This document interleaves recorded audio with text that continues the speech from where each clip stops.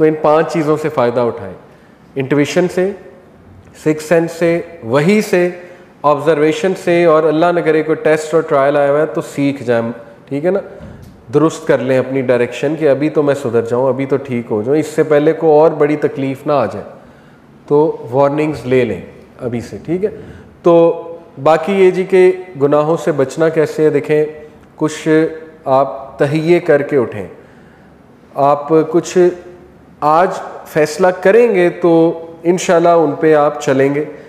مثال کے طور پہ نظروں کی حفاظت، یہ سب سے ضروری ہے، اس کا تہیہ کرنا کہ میں آج سے نظروں کی حفاظت کروں گا، I will try my best, slip ہوں گا وہ چلو اللہ مالک ہے، لیکن یہ کہ جتنا میں کر سکتا ہوں، سڑک پہ چلتی عورت اس کی طرف نہیں دیکھنا، ٹھیک ہے، کوئی گاڑی چلاتے، بائک چلاتے کوئی بد نظری نہیں کرنی، بازاروں میں جا کے بد نظری نہیں کرنی، انٹرنیٹ پہ اکیلے جب بیٹھے ہوئے بد نظری پوری ٹرائی کرنی ہے کہ میں نے بد نظری نہیں کرنی ہے، ٹھیک ہے، ایک تو یہ ارادہ۔ دوسرا یہ کہ اگر کوئی برا تھاٹ آ بھی جاتا ہے تو جس طرح میں نے آپ کو مثال دی نا کہ جب نوکری کی باری آتی ہے تو ہم وہ کام کر لیتے ہیں، آج آپ کو یونیلیور، پروکٹر اینڈ گیمبل یا نیسلے کہے کہ گناہ چھوڑ دو، ہم چھوڑ دیں گے کیونکہ موٹیویشن اتنی بڑی ہے، ٹھیک ہے۔ وہ ہمیں کہے جی کہ آپ نے یہ والی چیز آئندہ نہیں کرنی، ہم کہیں گے بسم اللہ، یہ تو کیریئر ہے، اتنا کیریئر گروتھ ہے، بالکل کریں۔ اس کا مطلب چھوڑ آپ سکتے تھے لیکن چھوڑا نہیں، ٹھیک ہے، کیوں نہیں چھوڑا؟ ایمان ہی نہیں ہے، اللہ کے وعدوں پہ یقین ہی نہیں ہے، لیکن اینی وے گناہ ہو جاتا ہے، اللہ تعالیٰ سب کو محفوظ رکھے۔ تو کچھ ارادے کر کے آج اٹھیں، وہ مجھے نہیں پتا، آپ نے خود لسٹ بنانی ہے، ہر بندہ اپنے آپ کو خود جانتا ہے، میں نے ایک مثال دے دی نظروں کی حفاظت، باقی آپ نے خود نوٹ آج جا کے کرنا ہے کہ یہ چیزیں ہاں مجھے چھوڑنی چاہیے۔ ہو سکتا ہے جھوٹ گناہوں کی جڑ، جو بندہ بہت جھوٹ بولنے کا عادی ہو جائے وہ پھر کافی آؤٹ ہو جاتا ہے، گناہوں کی طرف چلا جاتا ہے، ڈومینو ایفیکٹ، ایک سے دوسرا، دوسرے سے تیسرا، اس کو آپ نوٹ کر لیں۔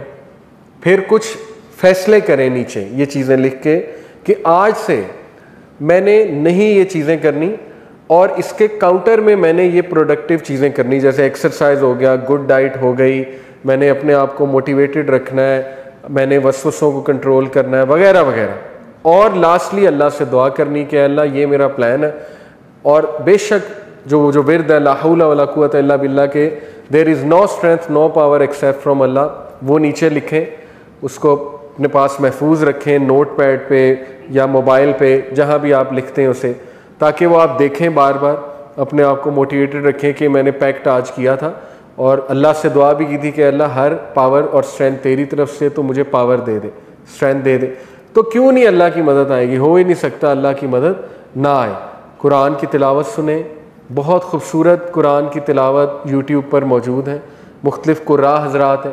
میں صبح ہی میرے سب سے فیوریٹ قاری آج کل شیخ بندر بلیلہ، شاید آپ جانتے ہو، یہ ان کی ایک ذات ہے عربیوں کی، بہت زبردست قاری ہیں، آیات بہت اچھی چوز کرتے ہیں۔ ان کی فجر کی نماز کی میں ریسیٹیشن سن رہا تھا، امام کعبہ ہیں، سبحان اللہ، انہوں نے پہلی رکعت میں سورہ یونس آیت نمبر 12 سے 16 پڑھی، اور وہ اتنی خوبصورت آیات ہیں، وہ شروع ہی یہاں سے ہوتی ہیں کہ جب انسان کو کوئی تکلیف پہنچتی ہے تو انسان اللہ کی طرف بھاگا جاتا ہے، لیکن جیسے اللہ تکلیف سے نکال لیتا ہے تو اللہ کو بھول جاتا ہے۔ اور اس کے بعد انہوں نے کچھ آگے اللہ تعالیٰ کچھ نصیحتیں کرتے۔ دوسری رکعت میں سورہ زمر آیت نمبر 10 سے 16 انہوں نے پڑھی، وہ بھی شروع اسی آیت سے ہو رہی ہے کہ جب انسان پہ کوئی تکلیف آتی ہے، دونوں کی تھیم سیم ہے۔ تو اس طرح کی تلاوت سنا کریں جس کا میننگ بھی آپ کو سمجھ آ رہا ہو، نیچے ٹرانسلیشن ہو، بہت فرق پڑتا ہے۔ قرآن جو ہے وہ شفا ہے، قرآن آپ کے جو زہر، گناہوں کا جو زہر ہے، ظاہر ہے پوائزن، اس کو دھوتا ہے، اس دل کو جو زنگ پڑا ہوا ہے، قرآن اور ذکر اس کو صاف کرتا ہے، ٹھیک ہے۔ تو آپ بہت اپنے اندر فرق فیل کریں گے۔ تو کچھ پریکٹیکل ایکشن لیں انشاءاللہ۔ جزاکم اللہ خیر۔ اب مغرب کا ٹائم ہے، اللہ تعالیٰ ہمیں گناہوں سے بچائیں اور مایوس نہ ہوں انشاءاللہ۔ اللہ تعالیٰ جو ہے وہ اس کے ہاں ہوپ ہی ہوپ ہے، اور کم بیک کرتے رہیں انشاءاللہ، ٹھیک ہے۔ اور اپنا خیال رکھیں۔ سبحانک اللہم و بحمدک، اشہد ان لا الہ الا انت، استغفرک و اتوب الیک۔ والسلام علیکم و رحمۃ اللہ۔